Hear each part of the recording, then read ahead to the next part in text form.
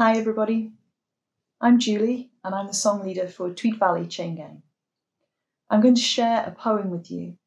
I'm originally from Lancashire and this is a poem that I was acquainted with at school as a child, and we often would read it, or as we say in Lancashire, make a recitation. So I hope you enjoy it. It's called The Lion and Albert. There's a famous seaside place called Blackpool that's noted for fresh air and fun. And Mr. and Mrs. Ramsbottom went there with young Albert, their son. A grand little lad were young Albert, all dressed in his best, quite a swell, with a stick, with an horse's head handle, the finest that Woolworths could sell.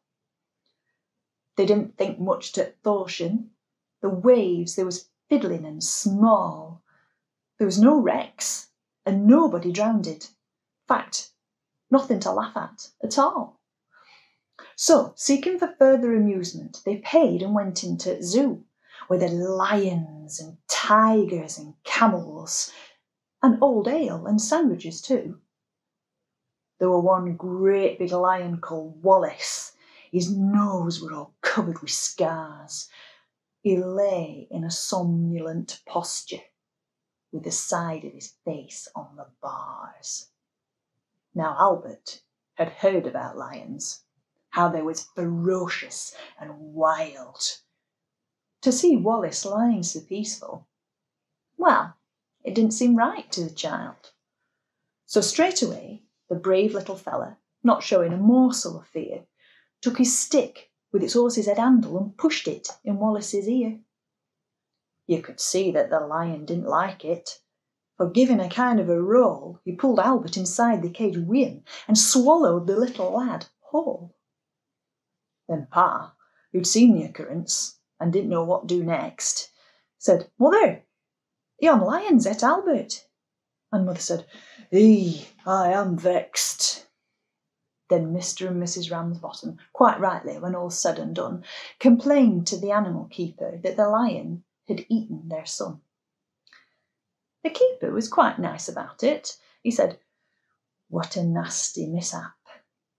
Are you sure it's your boy he's eaten?" Pa said, "Am I sure? There's his cap." The manager had to be sent for.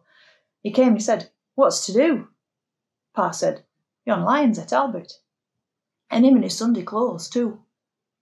Then Mother said, "Right's right, young fella.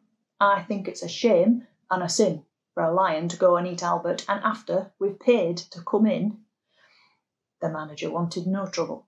He took out his purse right away, saying, "How much to settle the matter?" And Pa said, "What do you usually pay?" But Mother had turned a bit awkward when she thought where her Albert had gone. She said, "No, someone's got to be summonsed." So that was decided upon. Then off they went to the police station in front of the magistrate chap. They told him what happened to Albert and proved it by showing his cap. The magistrate gave his opinion that no one was really to blame, and he said that he hoped the Ramsbottoms would have further sons to their name. And that Mother got proper blazing. "And thank you, sir, kindly," said she. "What, waste all our lives raising children to feed ruddy lions? Not me.